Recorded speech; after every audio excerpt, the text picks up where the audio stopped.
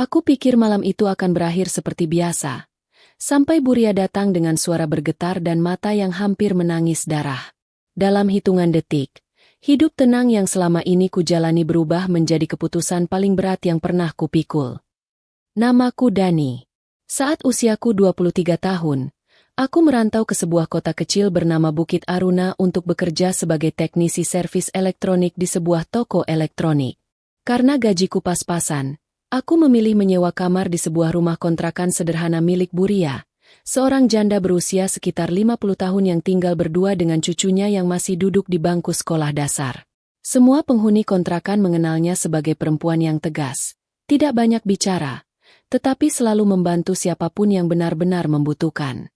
Selama hampir 6 bulan tinggal di sana, hubunganku dengan Buria tidak lebih dari sekadar pemilik kontrakan dan penyewa. Aku selalu membayar uang sewa tepat waktu, menyapa setiap pagi, lalu berangkat bekerja hingga malam. Namun sejak beberapa minggu terakhir aku melihat perubahan pada wajah Buria. Ia tampak sering melamun, beberapa kali menerima telepon dengan wajah gelisah, bahkan pernah duduk sendirian di teras rumah hingga larut malam. Aku sebenarnya ingin bertanya, tetapi merasa tidak enak mencampuri urusan orang lain. Hingga suatu malam, ketika hujan turun sangat deras disertai petir yang memekakan telinga, listrik di lingkungan kami tiba-tiba padam. Aku baru saja hendak tidur ketika terdengar ketukan pelan di pintu kamarku. Awalnya aku mengira itu penghuni kontrakan lain yang ingin meminjam senter. Saat pintuku buka, ternyata Buria berdiri di depan dengan wajah pucat sambil memegang payung yang sudah basah kuyup. Suaranya bergetar ketika berkata, "Maaf mengganggumu malam-malam. Saya benar-benar tidak tahu harus meminta bantuan kepada siapa lagi." Melihat raut wajahnya, aku langsung mempersilakannya duduk. Beliau menolak masuk dan hanya berdiri di depan pintu sambil menggenggam sebuah map plastik yang tampak sudah lusuh. Setelah menarik napas panjang, ia menceritakan bahwa cucunya tiba-tiba mengalami demam tinggi sejak sore, sementara anaknya yang bekerja di luar kota tidak bisa pulang malam itu. Mobil ambulans dari puskesmas belum bisa datang karena jalan menuju daerah kami tergenang banjir.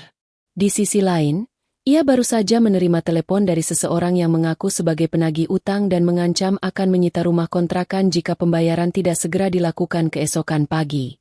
Mendengar dua masalah itu datang bersamaan, aku bisa memahami mengapa wajahnya tampak begitu cemas. Tanpa berpikir panjang aku mengambil jaket, senter, dan sepeda motor.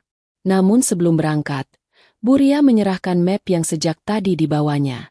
Di dalamnya terdapat sertifikat rumah, surat-surat pinjaman, serta beberapa kwitansi pembayaran yang ternyata menunjukkan bahwa selama bertahun-tahun ia diam-diam mencicil utang peninggalan almarhum suaminya agar rumah kontrakan itu tidak disita.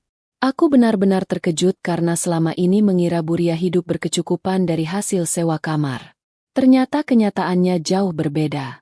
Rumah yang menjadi tempat tinggal belasan orang itu justru berada di ambang kehilangan. Malam itu aku akhirnya mengantar Buria dan cucunya menembus hujan menuju rumah sakit terdekat dengan kondisi jalan yang dipenuhi genangan air. Di sepanjang perjalanan beliau berkali-kali meminta maaf karena telah menggangguku, sedangkan aku hanya mengatakan bahwa siapapun pasti akan melakukan hal yang sama jika berada di posisiku. Aku sama sekali tidak menyangka bahwa keputusan sederhana membuka pintu kamar pada malam itu akan menyeretku ke dalam persoalan yang jauh lebih besar, sekaligus mengubah jalan hidupku untuk selamanya. Sesampainya di rumah sakit, para perawat segera membawa cucu Buria ke ruang penanganan darurat karena suhu tubuhnya sudah sangat tinggi. Aku membantu mengurus administrasi sementara Buria duduk di kursi ruang tunggu dengan wajah pucat dan tangan yang terus menggenggam tas kecil berisi dokumen-dokumen penting. Hujan di luar masih turun deras, membuat suasana malam terasa semakin mencekam. Setelah hampir 1 jam menunggu, dokter akhirnya keluar dan menjelaskan bahwa cucu Buria mengalami infeksi yang cukup serius, tetapi masih bisa ditangani karena datang tepat waktu. Kami sama-sama menghela napas lega. Namun kelegaan itu tidak bertahan lama. Ponsel Buria kembali berdering. Wajahnya langsung berubah ketika melihat nama yang muncul di layar. Dengan tangan gemetar ia mengangkat telepon itu, tetapi hanya beberapa detik kemudian sambungan terputus. Aku sempat mendengar suara seseorang yang berkata dengan nada keras bahwa besok pagi mereka akan datang mengambil rumah jika pembayaran tidak segera dilakukan. Setelah telepon berakhir, Buria menundukkan kepala sambil menahan air mata. Aku mencoba menenangkannya dan bertanya siapa sebenarnya orang-orang itu. Awalnya beliau enggan bercerita, tetapi mungkin karena sudah terlalu lelah memendam semuanya sendirian, akhirnya seluruh kenyataan terungkap. Beberapa tahun lalu, ketika suaminya masih hidup, mereka meminjam uang dalam jumlah besar untuk membuka usaha material bangunan. Sayangnya usaha tersebut bangkrut akibat penipuan rekan bisnis yang membawa kabur seluruh modal. Tidak lama kemudian suaminya jatuh sakit dan meninggal dunia. Sejak saat itu seluruh utang menjadi tanggung jawab Buria. Selama bertahun-tahun beliau bekerja keras menyewakan kamar kontrakan, menjahit pakaian warga sekitar, bahkan menjual sebagian perhiasan peninggalan keluarga demi membayar cicilan sedikit demi sedikit. Namun bunga pinjaman terus bertambah hingga jumlahnya jauh lebih besar daripada yang pernah dipinjam. Yang membuatku semakin terkejut, ternyata sebagian besar penghuni kontrakan, termasuk aku, tidak pernah mengetahui kondisi sebenarnya karena Buria selalu berusaha tersenyum di depan semua orang. Baginya, selama para penyewa merasa nyaman tinggal di sana, ia tidak ingin membebani siapapun dengan masalah pribadinya. Pagi harinya kami kembali ke kontrakan setelah dokter mengizinkan cucunya menjalani rawat jalan. Baru saja sepeda motorku berhenti di halaman. 2 mobil hitam sudah terparkir di depan rumah. Beberapa pria berpakaian rapi berdiri di teras sambil membawa map dan kamera. Salah seorang di antaranya memperkenalkan diri sebagai perwakilan perusahaan pembiayaan. Mereka mengatakan bahwa hari itu adalah batas terakhir pelunasan dan apabila pembayaran tidak dilakukan, proses penyitaan akan segera dimulai. Suasana mendadak tegang. Para penghuni kontrakan mulai keluar dari kamar masing-masing dan saling bertanya-tanya. Buria berusaha menjelaskan bahwa ia hanya membutuhkan sedikit waktu lagi, tetapi permintaan itu ditolak. Aku yang sejak tadi memperhatikan dokumen mereka merasa ada sesuatu yang janggal. Sebagai teknisi, pekerjaanku memang tidak ada hubungannya dengan hukum, tetapi aku terbiasa memperhatikan detail. Aku meminta izin melihat salinan surat yang mereka bawa. Setelah membaca beberapa lembar, aku menemukan tanggal perjanjian dan jumlah bunga yang tidak sesuai dengan kwitansi pembayaran yang semalam diperlihatkan Buria. Bahkan terdapat beberapa cicilan yang sudah dibayar tetapi tidak tercatat dalam rekap mereka. Ketika kutanyakan hal itu, salah satu pria tersebut tampak gugup dan mengatakan bahwa semua data ada di kantor pusat. Jawaban itu justru membuatku semakin curiga. Aku kemudian menghubungi Pak Haris, pemilik bengkel tempatku bekerja, karena beliau pernah bercerita memiliki teman seorang pengacara. Tanpa banyak bertanya, Pak Haris meminta kami menunggu dan berjanji akan datang. Sekitar 40 menit kemudian beliau tiba bersama seorang pria parubaya bernama Pak Surya yang langsung memeriksa seluruh dokumen. Setelah membandingkan berkas milik Buria dengan dokumen perusahaan pembiayaan, Pak Surya menemukan beberapa kejanggalan yang cukup serius. Ada bukti pembayaran yang tidak pernah dimasukkan ke dalam laporan. Bahkan terdapat perhitungan bunga yang diduga tidak sesuai dengan isi perjanjian awal. Mendengar penjelasan itu, para petugas yang sejak tadi bersikeras menyita rumah mulai saling berpandangan. Pak Surya dengan tegas mengatakan bahwa penyitaan tidak dapat dilakukan sebelum seluruh data diverifikasi melalui jalur hukum. Akhirnya mereka memilih meninggalkan lokasi sambil mengatakan akan kembali setelah melakukan pemeriksaan ulang. Meski untuk sementara rumah kontrakan berhasil diselamatkan, wajah Buria belum menunjukkan rasa tenang. Beliau justru semakin khawatir karena sadar bahwa persoalan ini belum benar-benar selesai. Saat sore menjelang, beliau menghampiriku di teras dan mengucapkan terima kasih berkali-kali karena telah bersedia membantu sejak malam sebelumnya. Aku hanya tersenyum dan mengatakan bahwa siapapun pasti akan melakukan hal yang sama. Namun jauh di dalam hati, aku merasa semua ini bukan sekadar persoalan utang biasa. Ada sesuatu yang sengaja disembunyikan oleh pihak tertentu.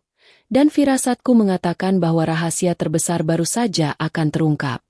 Beberapa hari setelah kedatangan petugas pembiayaan itu, suasana kontrakan memang tampak kembali normal, tetapi aku tahu Buria masih menyimpan kegelisahan.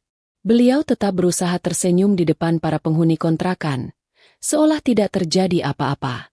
Namun setiap malam lampu ruang tamunya masih menyala hingga larut, sementara tumpukan dokumen terus bertambah di atas meja. Pak Haris kemudian mengenalkanku kepada seorang akuntan muda bernama Randy yang bersedia membantu memeriksa seluruh bukti pembayaran milik Buria.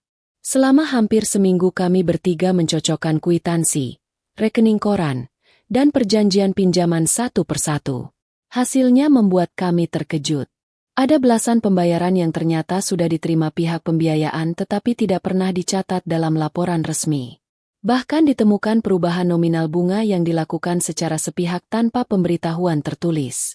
Pak Surya, pengacara yang sebelumnya membantu kami, segera mengumpulkan seluruh bukti tersebut untuk diajukan sebagai keberatan resmi. Kabar itu rupanya sampai ke telinga pihak perusahaan. Beberapa hari kemudian seorang pria bernama Herman, yang mengaku sebagai kepala cabang perusahaan pembiayaan, datang menemui Buria. Berbeda dengan petugas sebelumnya, kali ini ia berbicara jauh lebih sopan. Setelah melihat seluruh bukti yang kami kumpulkan, Herman mengakui adanya dugaan kesalahan administrasi yang dilakukan oleh salah satu mantan pegawai mereka beberapa tahun lalu.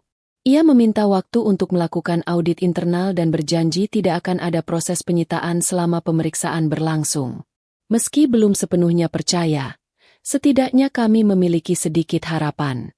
Sementara itu, penghuni kontrakan yang sebelumnya hanya menjadi penonton mulai menunjukkan kepeduliannya. Pak Budi, sopir truk yang tinggal di kamar depan, mengajak para penghuni mengumpulkan dana sukarela untuk membantu biaya pengobatan cucu Buria. Siska, seorang guru honorer yang menempati kamar belakang, setiap sore bergantian menjaga cucu Buria agar beliau bisa mengurus dokumen tanpa harus khawatir. Melihat semua itu, aku menyadari bahwa rumah kontrakan sederhana ini ternyata bukan sekadar tempat menyewa kamar, melainkan sebuah keluarga yang dipersatukan oleh rasa peduli. 2 minggu kemudian surat resmi dari perusahaan pembiayaan akhirnya datang. Dengan jantung berdebar, kami berkumpul di ruang tamu ketika Pak Surya membacakan isinya. Audit internal membuktikan bahwa memang terjadi kesalahan pencatatan pembayaran dan perhitungan bunga selama bertahun-tahun. Akibatnya, jumlah utang Buria ternyata jauh lebih kecil daripada yang selama ini ditagihkan. Perusahaan membatalkan proses penyitaan, menghapus seluruh denda yang tidak sah, serta menawarkan skema pelunasan baru yang jauh lebih ringan. Begitu mendengar keputusan itu, Buria menutup wajahnya sambil menangis. Bukan karena sedih, melainkan karena beban yang selama bertahun-tahun dipikul sendirian akhirnya mulai terangkat. Para penghuni kontrakan spontan bertepuk tangan, sementara cucunya yang sudah mulai sehat memeluk neneknya erat-erat tanpa benar-benar mengerti apa yang sedang terjadi. Beberapa bulan kemudian kehidupan di kontrakan berubah menjadi jauh lebih hangat. Aku tetap bekerja sebagai teknisi servis elektronik, bahkan dipercaya menjadi kepala tim kecil di bengkel milik Pak Haris. Randy sesekali masih datang membantu Buria menyusun pembukuan agar semua pemasukan dan pengeluaran kontrakan tercatat dengan rapi. Pak Budi dan penghuni lain sering berkumpul setiap malam minggu untuk makan bersama di halaman. Suasana yang dulu dipenuhi kecemasan kini berganti dengan tawa. Suatu sore, ketika aku sedang memperbaiki kipas angin di teras, Buria menghampiriku sambil membawa segelas teh hangat. Beliau berkata pelan, "Dani, malam ketika aku mengetuk pintu kamarmu, sebenarnya aku tidak berharap kamu bisa menyelesaikan semua masalahku. Aku hanya berharap masih ada satu orang yang mau mendengarkan."